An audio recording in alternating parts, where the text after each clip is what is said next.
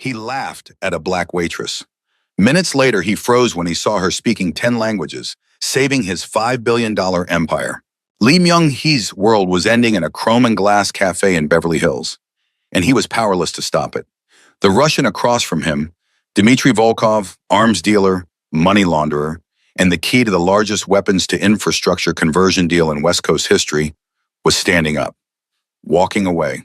$5 billion, 3 years of negotiation, and Myung-hee's entire plan to legitimize his family's empire was disintegrating because of one critical failure. His translator had food poisoning and was currently vomiting in a hospital 20 miles away. "This is a waste of time," Dmitry said in Russian, his voice dripping with contempt as he buttoned his Brioni suit. His two bodyguards, mountains of muscle with dead eyes, moved to flank him. Myung-hee caught the tone but not the words.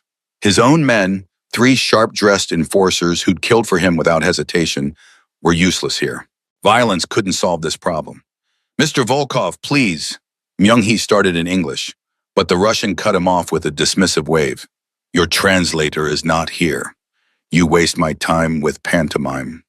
I have other interested parties, people who are professional." The word was a slap. Dmitry's English was accented but clear, his disdain even clearer. "The Armenians do not make me wait with sick translators." Myung-hee's jaw clenched so tight he thought his teeth might crack. The dragon tattoo that coiled up his neck, a mark of his position, of 17 years climbing through blood and brutality to become head of the Lee family, seemed to pulse with his rising blood pressure.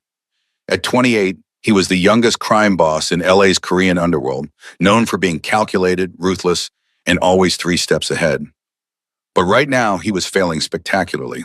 This deal wasn't just business, it was transformation.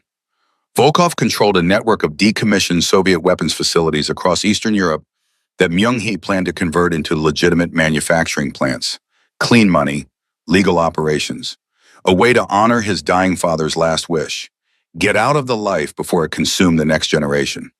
The Lee family could become legitimate players in international manufacturing, leaving behind the drugs, the protection rackets, the blood. But only if Myung-hee could close this deal.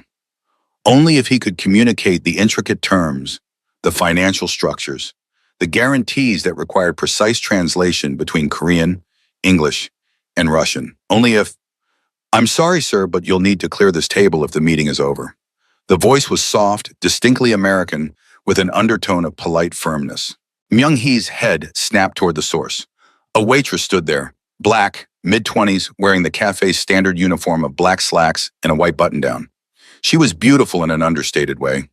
Natural hair pulled back in a neat bun, minimal makeup, eyes that were warm brown and currently focused on clearing empty espresso cups with efficient grace. "We're not finished," Myung-hee said coldly in English, his accent thick when he was stressed. "I apologize, but the gentleman said he was leaving." She gestured to Dmitry, who was already halfway to the door. "And we need the table for other customers." One of Myung-hee's men, a brute named Seo-jun, stepped forward threateningly. "The boss said we're not finished."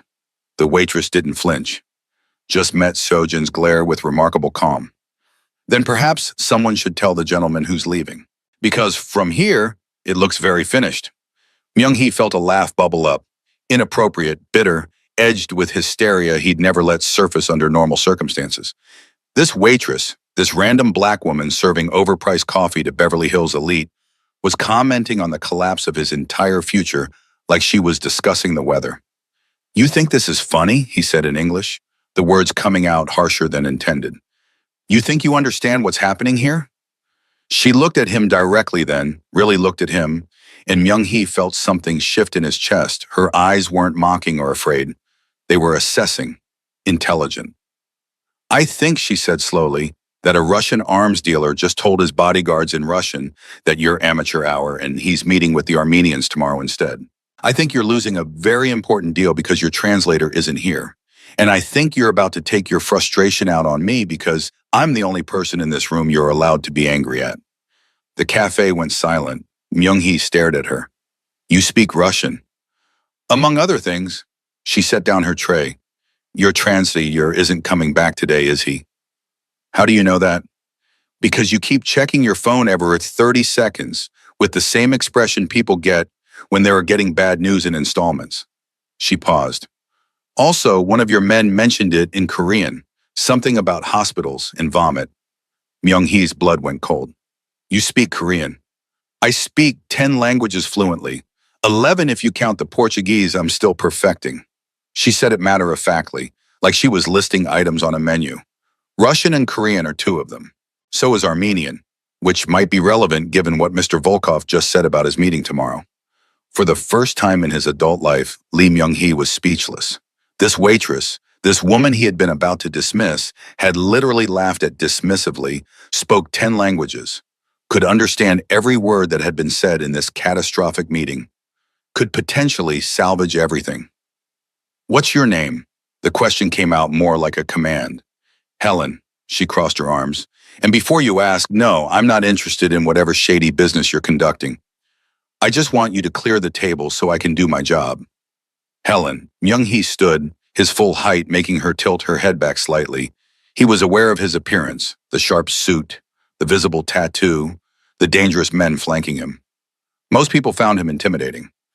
Helen just looked mildly annoyed. I need a translator, right now, for a business negotiation worth $5 billion. I'm a waitress. I'll pay you $50,000 for 2 hours of your time.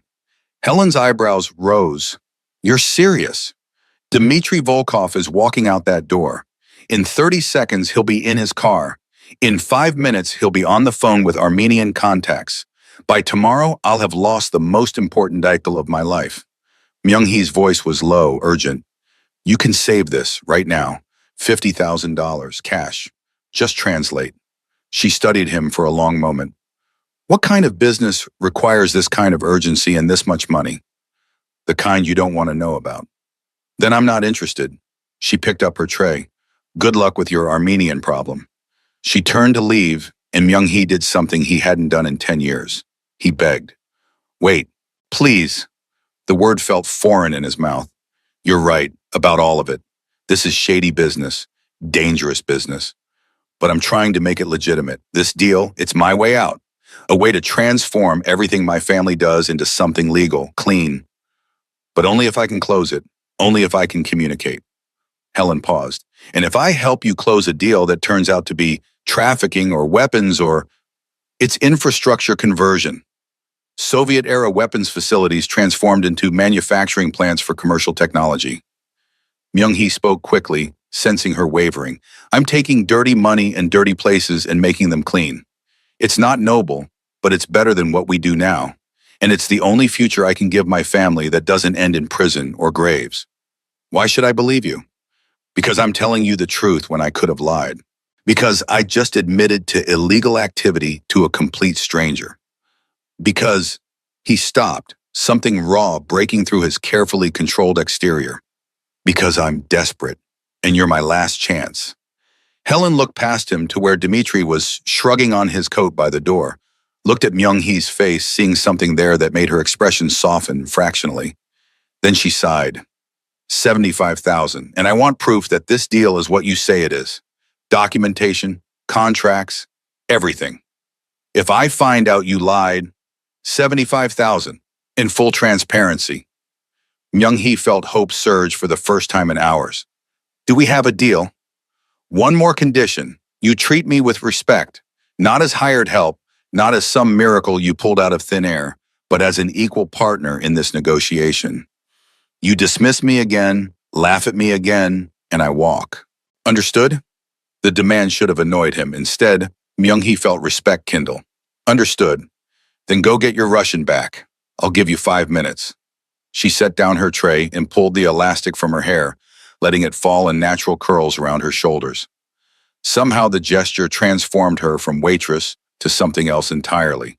Someone who belonged in boardrooms and high-stakes negotiations. And Mr. Lee, don't make me regret this. Myung-hee was already moving, crossing the cafe in long strides. Mr. Volkov, he called out. Dmitry turned, annoyance clear on his weathered face. I have a translator, please. Give me 30 more minutes. I've wasted enough time. Mr. Volkov, Helen's voice cut through, speaking in flawless Russian. Mr. Lee apologizes for the delay. He understands your frustration and values your time. However, he asked for 30 minutes to present the contract modifications you requested last week regarding the Siberian facilities. He's prepared to adjust the profit-sharing structure in your favor. Dmitri froze, turned slowly to stare at Helen, who stood with perfect posture and unreadable expression. He responded in rapid Russian, something that made his bodyguards shift. Helen didn't blink. Mr. Volkov asks why he should trust that I'm competent. He says his previous experience with American translators has been poor. They miss nuance. She paused. He also just said something extremely rude about my qualifications that I'm choosing not to translate directly, but suffice it to say he's skeptical. Myung-hee felt a smile tug at his lips despite the tension.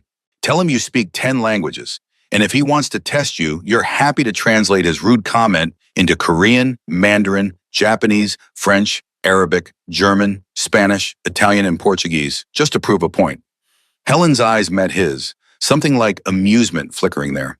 She turned back to Dmitri and spoke in Russian, her tone professional, but with an edge that suggested she was doing exactly as Myung-hee suggested. When she finished, Dmitri's eyebrows had climbed toward his hairline. The Russian studied Helen for a long moment, then barked something that might have been a laugh. He spoke again, and Helen nodded. Mr. Volkov says he'll give you 30 minutes, but only because he's curious how a waitress in Beverly Hills learned 10 languages and why she's willing to work with ambitious criminals trying to play legitimate. She paused. His words, not mine. Tell him we're grateful for his time and his understanding. Myung-hee gestured back to the table. And Helen, tell him in Russian that we're not playing at being legitimate. We're becoming legitimate. There's a difference. As Helen translated, Myung-hee watched Dmitri's expression shift from skepticism to something like interest. The Russian returned to the table, and Myung-hee felt the weight of catastrophe lift from his shoulders. They had a chance because of a waitress who spoke 10 languages and had more courage than most of his armed enforcers. This was either the best decision of his life or the beginning of a very complicated problem. Possibly both. The negotiation that followed was unlike anything Myung-hee had experienced. Helen wasn't just translating words. She was translating intent, context, the subtle implications beneath each statement. When Dmitri made a joke in Russian, she conveyed not just the words but the humor, explaining cultural context that made Myung-hee's responses land perfectly. When Myung-hee outlined terms in Korean to his own advisors, she translated to Russian with precision that captured his exact meaning. But more than that, she became an active participant. 20 minutes into the negotiation, when Dmitri expressed concern about labor costs in the Vladivostok facility, Helen interjected smoothly. If I may, Mr. Volkov, Mr. Lee's proposal includes partnering with local trade schools to provide trained workers at reduced costs while maintaining quality. It's a model similar to what Germany implemented in former East German facilities after reunification. It addresses your cost concerns while providing community benefit. Both men stared at her. How do you know about post-reunification German manufacturing models? Myung-hee asked. I have a degree in international economics from USC, graduated top of my class. She said it without bragging, just stating fact. I'm a waitress because student loans don't pay themselves and international economics positions require connections I don't have. Why didn't you mention this before? You didn't ask. You just offered money and assumed I'd say yes. Her eyes held his. Most people see the uniform and make assumptions. Dmitri laughed, a genuine sound, and said something in Russian that made Helen's lips quirk. Mr. Volkov says he likes me because I have spine. He says Mr. Lee should hire me permanently because translators with economics degrees who aren't afraid to interrupt are rare. Tell him I'm considering it, Myung-hee said, surprising himself, because he was. This woman had walked into his disaster and turned it into possibility, had commanded respect from a Russian arms dealer through sheer competence, had shown more strategic thinking in 40 minutes than some of his advisors demonstrated in years. The deal moved forward. Complex terms about facility transfers, profit sharing, timeline for conversion from weapons manufacturing to commercial technology production. Helen translated everything flawlessly, occasionally asking clarifying questions that demonstrated her understanding of both the language and the business implications. At one point, Dmitri's legal advisor, a thin, nervous man who'd been silent until now, raised an objection in Russian about environmental liability. Helen listened, then turned to Myung-hee. He's concerned about existing contamination at the Siberian sites. Wants assurance that cleanup costs won't fall on Volkov's side. It's a legitimate concern. Soviet-era facilities often have significant environmental issues. We've done environmental assessments, Myung-hee said. The costs are factored into our offer. Tell him, actually, Helen interrupted, you might want to offer a separate escrow account for environmental remediation. It protects both parties and shows good faith. You can structure it so any unused funds are split proportionally after cleanup. It's what they did with the Chernobyl exclusion zone commercial projects. Myung-hee studied her. You're not just translating anymore. You're paying me $75,000. I'm providing value. She met his eyes without apology. But if you want me to just translate words without input, say so now. He should have been annoyed, should have put her in her place. Instead, he turned to his own legal advisor and said in Korean, set up the environmental escrow exactly as she described, and get me those assessment reports. I want them available for Volkov's team to review. Helen translated to Russian, adding context about the escrow structure that made Dmitry nod approvingly. The Russian said something lengthy, gesturing expressively, and Helen's expression shifted to surprise before settling into neutrality. Mr. Volkov agrees to the escrow structure. He also says, she paused, something flickering across her face. He says he's impressed with your choice of translator and asks if you're sleeping with me because he's considering making a competing offer for my services if we're only professional. Myung-hee felt heat rise up his neck. Tell him we only met an hour ago and her services are exclusive to this negotiation. Actually, I'm contracted for 2 hours at $75,000. After that, I'm open to competing offers. Helen's tone was professional, but her eyes held a glint of amusement. Should I translate that directly, or would you like to make a counter offer? She was testing him, pushing to see how he'd react to challenge, to the suggestion that she might work for someone else, to the implication that Dmitry had just made about their relationship. Myung-hee realized she was negotiating with him as much as she was translating, establishing her value and independence. Tell him, Myung-hee said slowly, that I'm prepared to discuss extended consulting arrangements after we conclude this meeting, at competitive rates that reflect her expertise in both language and economics. Helen's lips curved into a small smile before she turned and delivered the translation in a smooth Russian. Dmitry responded with what sounded like approval, then launched into the next contract point. They worked for another 40 minutes, hammering out details with Helen, facilitating every exchange. Myung-hee found himself watching her as much as he watched Dmitry, the way her hands moved expressively when she spoke Russian, the slight furrow between her brows when she was processing complex terms, the confident set of her shoulders that said she belonged in this room despite wearing a waitress uniform. When Dmitry finally stood and extended his hand, saying something in Russian with a broad smile, Myung-hee knew they'd done it. Helen translated, Mr. Volkov agrees to terms pending final contract review by his legal team. He'll have the paperwork ready within 1 week. He says it's been the most efficient negotiation he's had in 5 years, and he credits the translator. She paused. He also invited me to dinner. I declined. Myung-hee felt something dark and possessive flare in his chest, which was ridiculous. He'd known this woman for 2 hours. Thank him for his time and tell him my team will coordinate with his on the contract details. After Dmitry and his entourage left, Myung-hee stood in the now quiet cafe section they'd commandeered, looking at Helen. His men had stepped away to give them privacy, probably sensing the shift in energy. You just saved my life, he said quietly. I just translated a business deal. You did significantly more than that. He pulled out his phone, typed rapidly, then showed her the screen. A wire transfer authorization for $75,000. What's your banking information? Helen rattled off numbers, and Myung-hee executed the transfer. His phone buzzed with confirmation. Done. $75,000 for 2 hours. That changed everything. Thank you. She checked her own phone, eyes widening slightly at the deposit notification. This is more money than I make in a year. It's less than you're worth. Myung-hee stepped closer. Helen, I meant what I said about consulting arrangements. I need someone like you, someone who understands both language and business, who can navigate negotiations, who can make you look legitimate while you transition out of crime. Her voice was gentle but direct. Mr. Lee, I helped you today because I believe people deserve second chances and because $75,000 pays off most of my student loans. But I'm not interested in becoming part of a criminal organization, no matter how much money you're offering. What if it's not a criminal organization anymore? What if this deal is the first step toward complete legitimacy?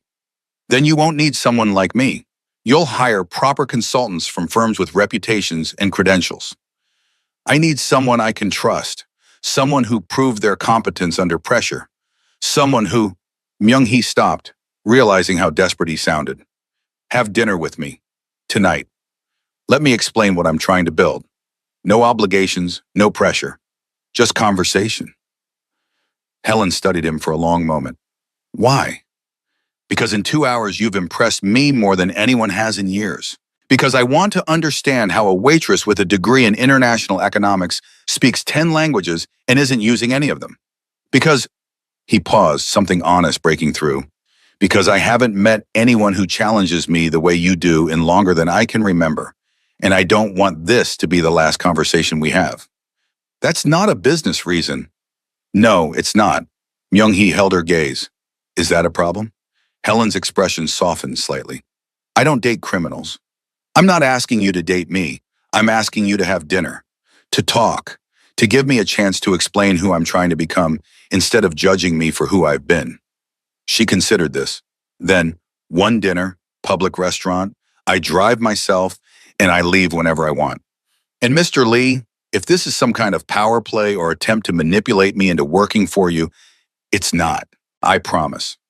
Myung-hee pulled out a business card, wrote on the back. My personal number. Text me your address. I'll pick you up at 7, or if you prefer, I'll send you the restaurant location and meet you there. I'll meet you there. Helen took the card, studying it. And I'm keeping this.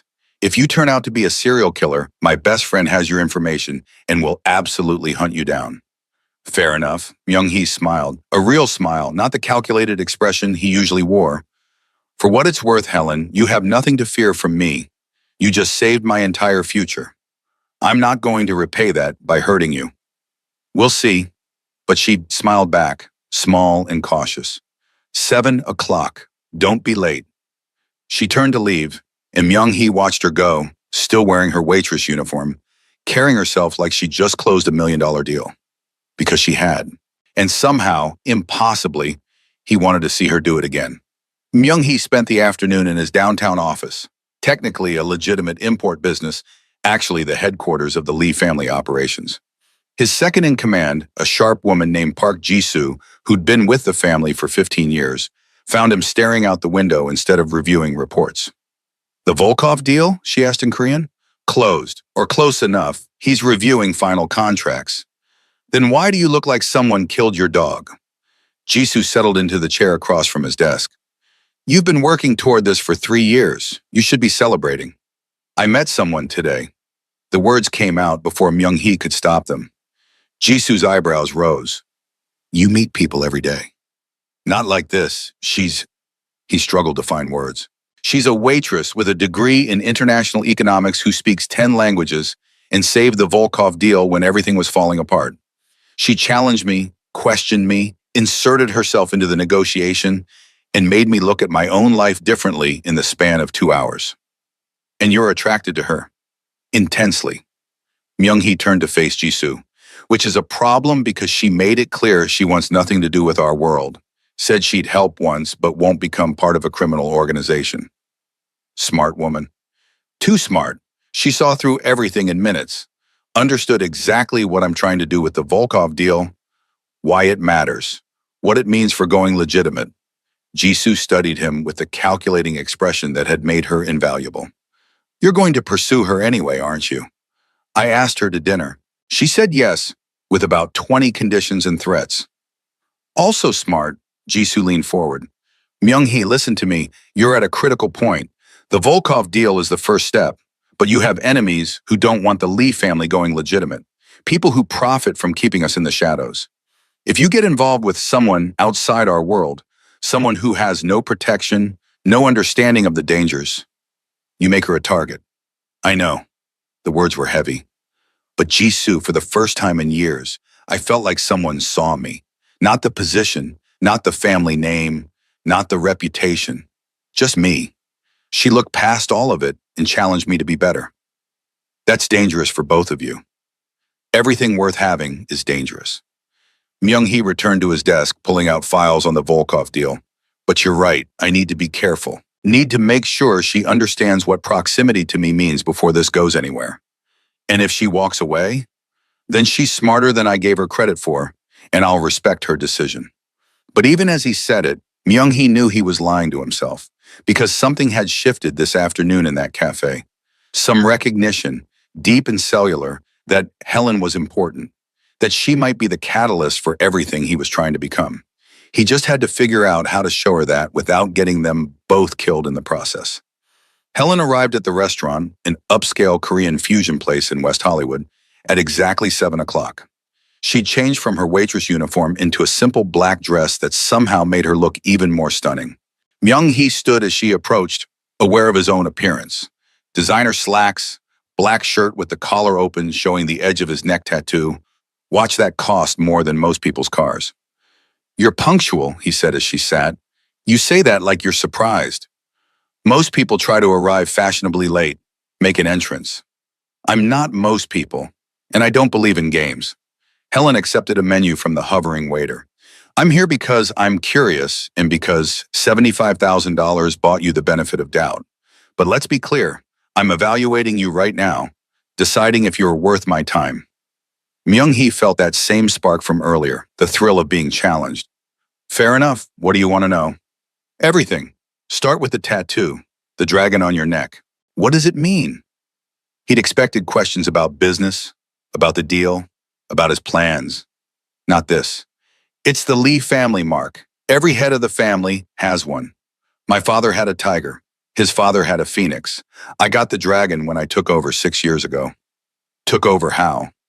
My father was killed. Car bomb meant for me. I was 22 and stupid and made enemies I didn't know how to handle. He paid the price. The old guilt rose up, familiar and suffocating. I became head of the family that day, whether I was ready or not. Helen's expression softened. I'm sorry, that's a terrible way to inherit responsibility. It taught me to be careful, to think 3 steps ahead, to never underestimate anyone. He paused. Until today, when I underestimated a waitress in a Beverly Hills cafe. Why did you laugh at me? Earlier, when I asked you to clear the table. Because I was drowning and you were commenting on table turnover. It felt absurd, disconnected from the disaster I was living. Myung-hee met her eyes. I'm sorry for that. You were right earlier. I took my frustration out on you because you were safe to be angry at. It was wrong. Apology accepted. Helen studied the menu. So tell me about this transformation. Why now? Why do this deal with Volkov?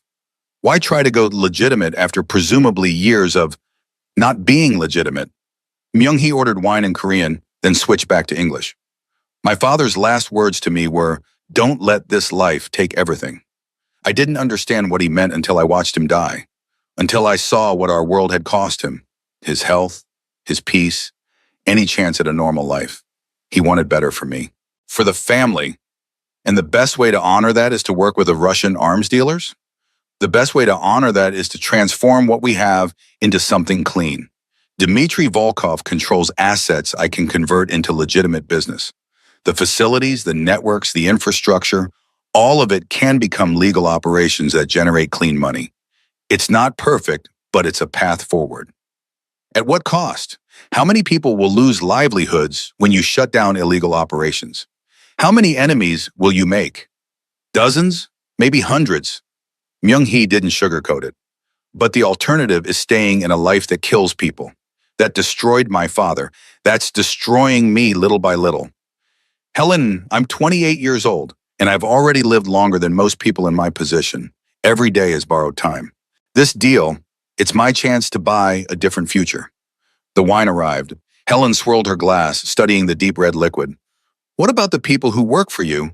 The ones who aren't interested in going legitimate? They can transition with us or find other arrangements. I'm not abandoning anyone, but I'm not asking permission either. He leaned forward. Tell me about you. How does someone become fluent in 10 languages while working as a waitress? 11, Helen corrected. Portuguese is getting better, and it's not that mysterious. My mother is Nigerian, father's from Senegal. I grew up speaking English, Yoruba, and French at home. Learned Spanish in school, started Arabic because I was curious about Islamic Golden Age scholarship. Added Mandarin and Korean because I worked in Koreatown during college. That's 7. What about Russian, German, Italian, Japanese, and Portuguese? Helen smiled, the first truly relaxed expression he had seen. Russian because I dated a linguistics PhD student who was obsessed with Tolstoy. German because USC had a free summer program in Berlin. Italian because I wanted to read Dante in the original.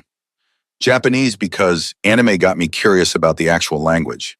Portuguese because it's beautiful, and I figured if I had my Spanish and French, might as well complete the Romance language set. You learn languages for fun.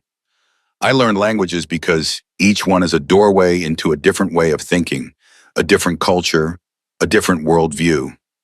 Her eyes lit up. Every language changes how you process reality. Russian has different words for shades of blue that English doesn't. Korean has hierarchy built into verb conjugations. Arabic poetry works in ways that don't translate.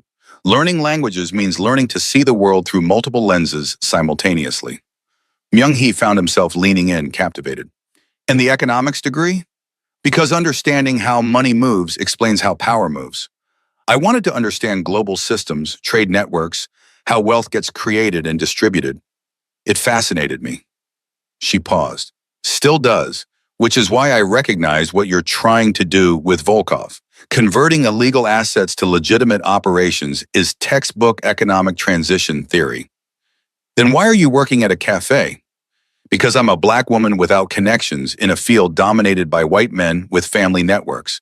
Because student loans don't care about my GPA. Because after graduation, the choice was take what I could get or starve while sending out applications to places that wouldn't hire me anyway. No bitterness, just pragmatism.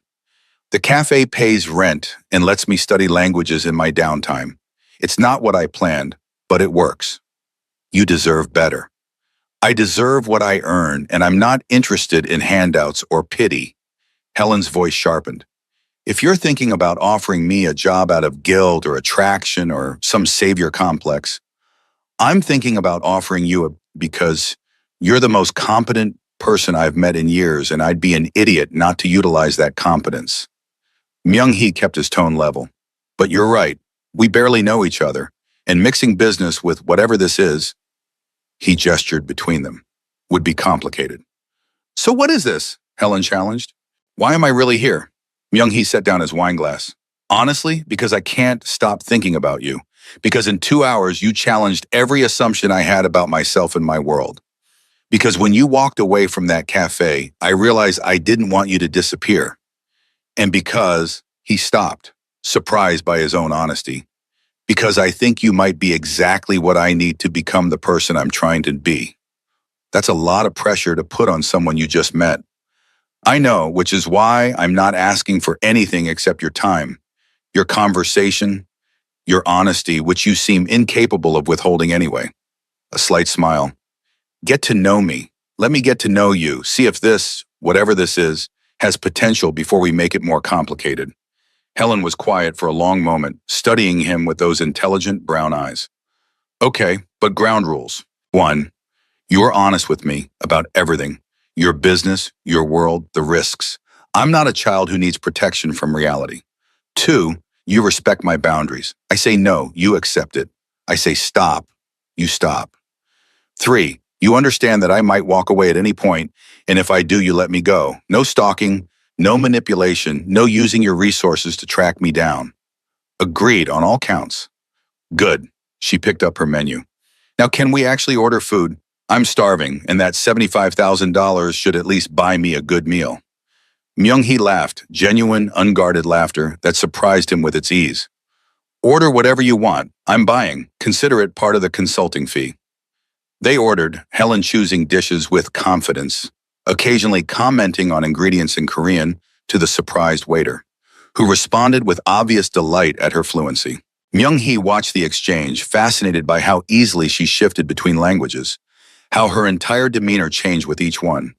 In English, she was measured, guarded. In Korean, there was a warmth, a playfulness that suggested depths he hadn't seen yet. You enjoy that, he observed after the waiter left. Language switching.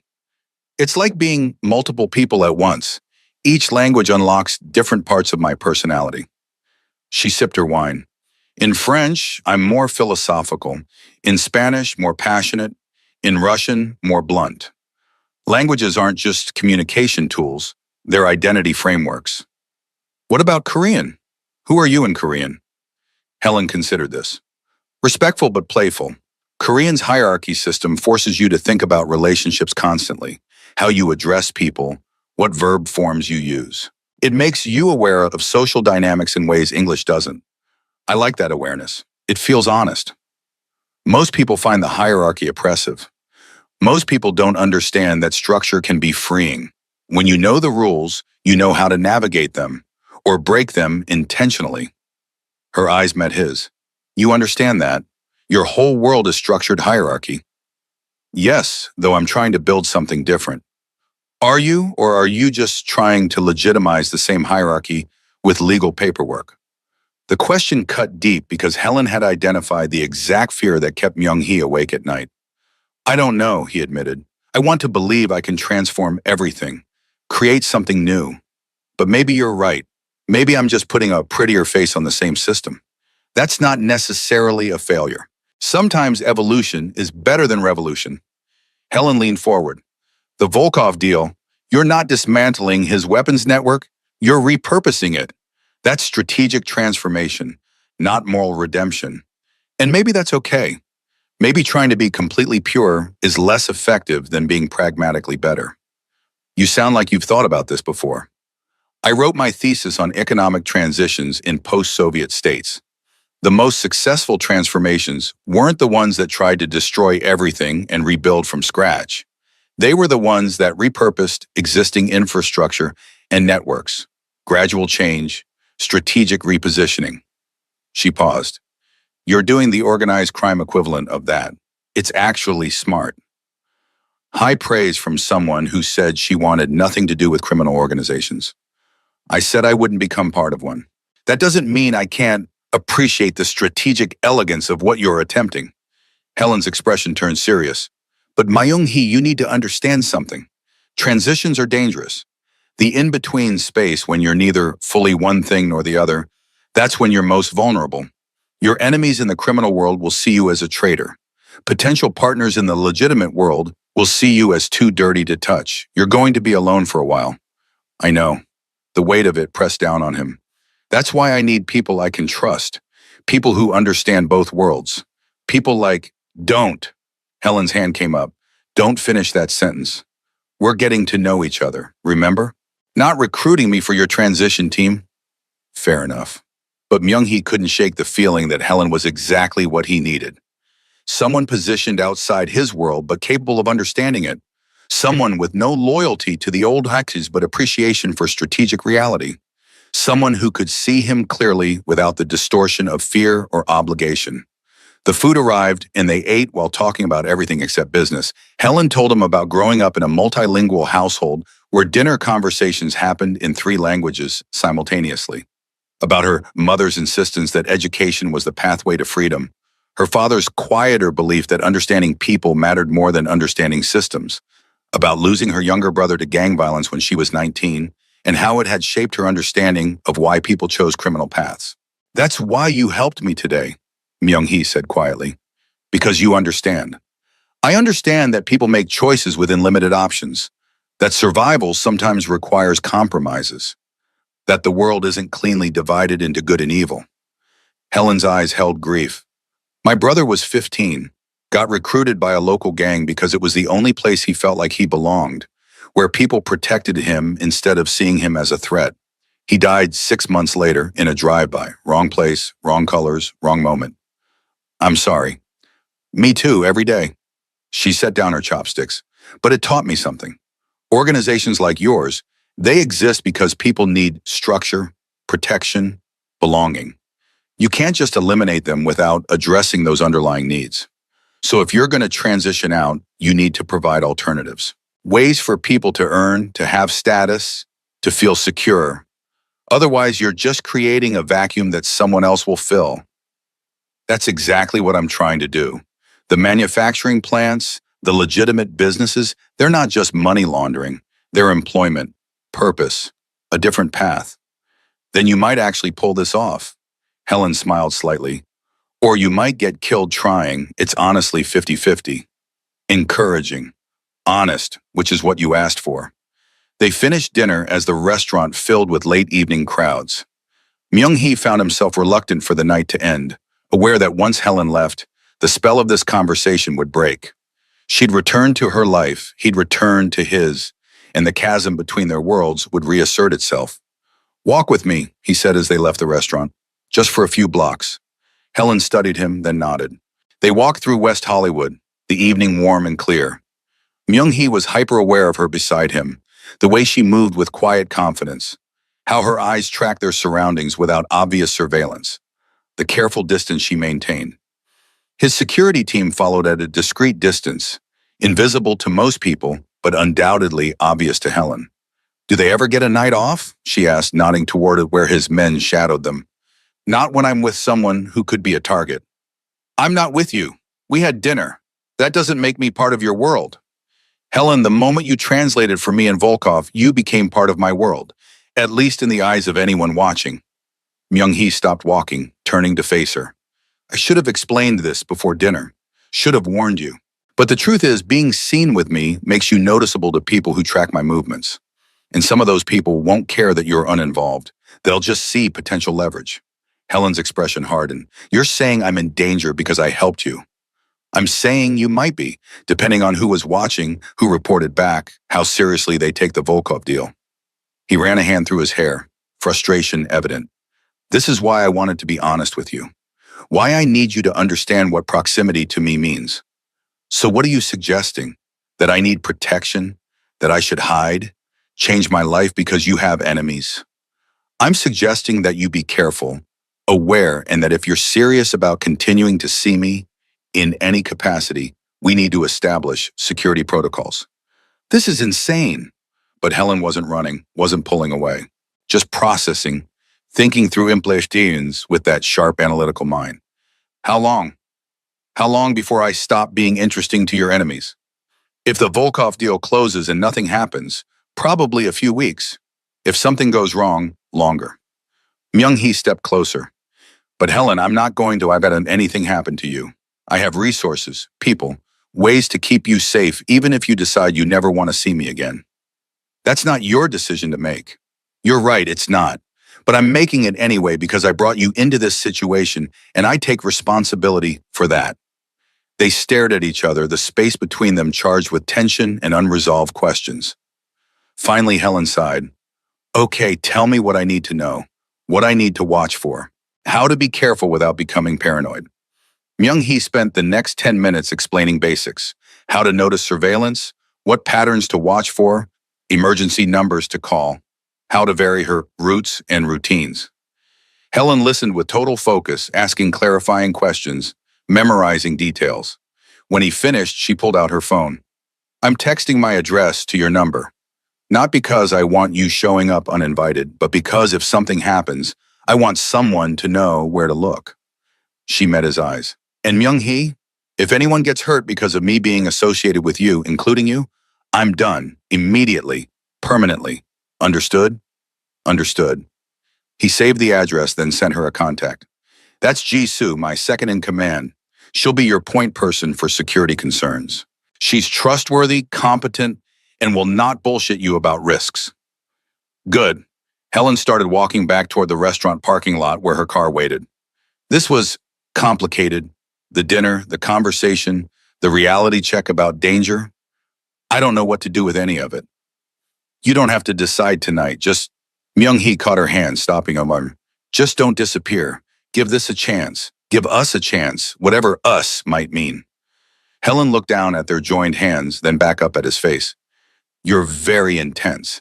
Has anyone told you that?" "Frequently, usually right before they run away." "I'm not running, but I'm not promising anything either." She squeezed his hand once, then let go. "Call me if you're serious about this, about getting to know each other, about being honest. Then call me. We'll figure out if there's something here worth the complications. She walked to her car, an older Honda that had seen better years, and drove away.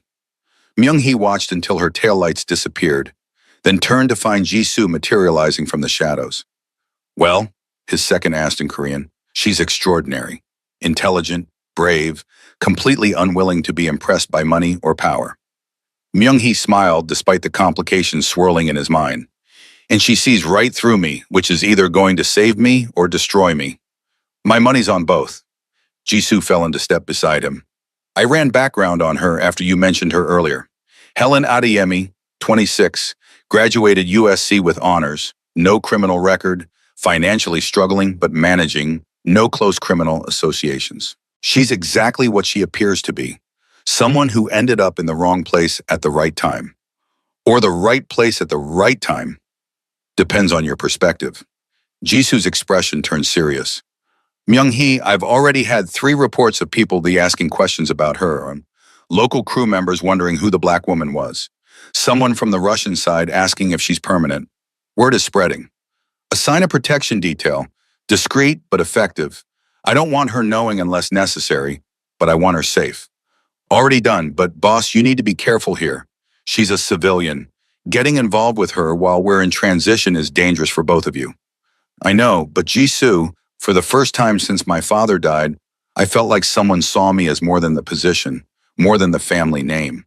She looked at me and saw a person trying to be better, and she challenged me to actually do it. Myung-hee's voice was quiet. I can't let that go. I won't. Then protect her properly, because if your enemies figure out how much she's starting to mean to you, they won't hesitate to use her as leverage. Let them try. The words came out cold, dangerous. Anyone who touches her will learn exactly why I'm head of this family. Helen drove home with her mind spinning. The dinner had been good, better than good. Myung-hee was intelligent, surprisingly vulnerable, clearly trying to become something different than his past dictated, and the chemistry between them was undeniable. Every time their eyes met, every accidentally brush of hands, every shared smile had sent electricity through her. But the reality was stark. He was a crime boss trying to go legitimate, which meant he had enemies, danger, complications that most people never imagined. Getting involved with him meant accepting risk, surveillance, the constant awareness that someone might try to hurt her, to hurt him. Was he worth that risk? Helen honestly didn't know. But as she parked outside her small apartment in Inglewood and checked her phone to find a text from an unknown number. This is Jisoo. Myung-hee gave me your contact. If you need anything or notice anything unusual, call me immediately. Day or night. She realized the choice might already be made. She was already involved, already visible to whatever network tracked Myung-hee's movements. The question now wasn't whether to get involved, but how to navigate being involved while maintaining her independence and safety. Helen entered her apartment, locked the door, and immediately opened her laptop. If she was going to be part of this situation, she needed information. She spent the next 3 hours researching everything she could find about the Lee family, Korean organized crime in Los Angeles, recent transitions from criminal to legitimate operations in other organizations worldwide. What she found was sobering. The Lee family controlled significant territory in LA's Koreatown and surrounding areas. They had fingers in gambling, protection, smuggling, and various other enterprises. But they also had legitimate businesses, import companies, real estate holdings, restaurants. Myung-hee's father had been building toward legitimacy before his death, which suggested this transition wasn't just Myung-hee's vision, but a continuation of a longer plan. The complications were real. Rival organizations, internal resistance from people invested in criminal operations, law enforcement attention during transitions. The mortality rate for crime bosses attempting to go legitimate was disturbingly high. Myung-hee hadn't been exaggerating when he said every day was borrowed time. But there were success stories too, organizations that had successfully transitioned, becoming legitimate business empires while maintaining their protective networks and community standing. It was possible, just incredibly difficult and dangerous. Helen's phone buzzed, a text from Myung-hee. Thank you for tonight, for listening, for honesty, for giving this a chance. Sleep well. You're safe. She stared at the message for a long moment, then typed back, Thank you for dinner and for being honest about the risks. I'm still processing everything, but I'm not running yet. His response was immediate, yet is all I'm asking for. Good night, Helen.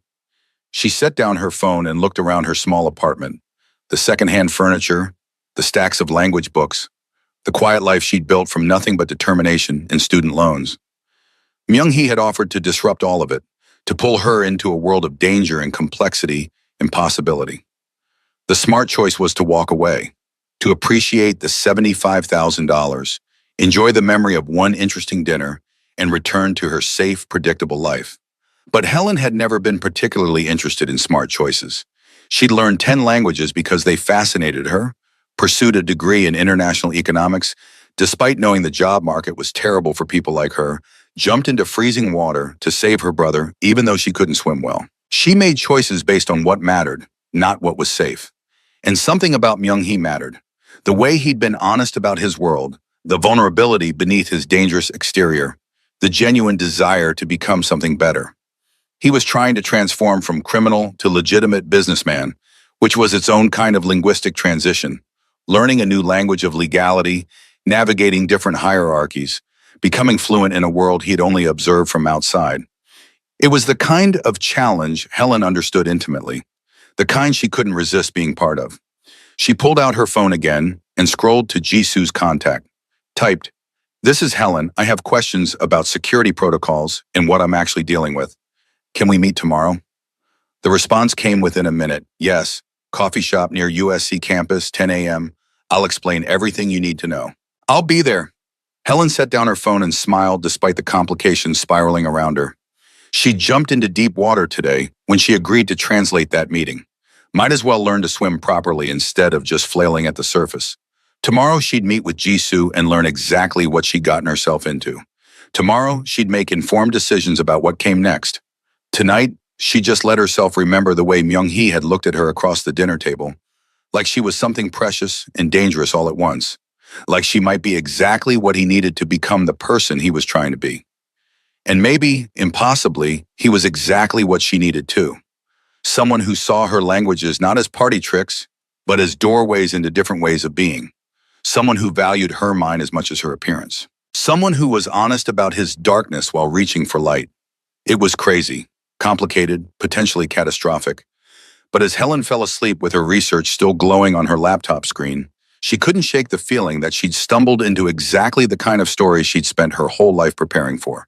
One that required every language she spoke, every skill she'd developed, every ounce of courage she possessed. The story of a waitress and a crime boss, a translator and a transition, two people from different worlds learning to speak the same language of transformation. And maybe, just maybe, love.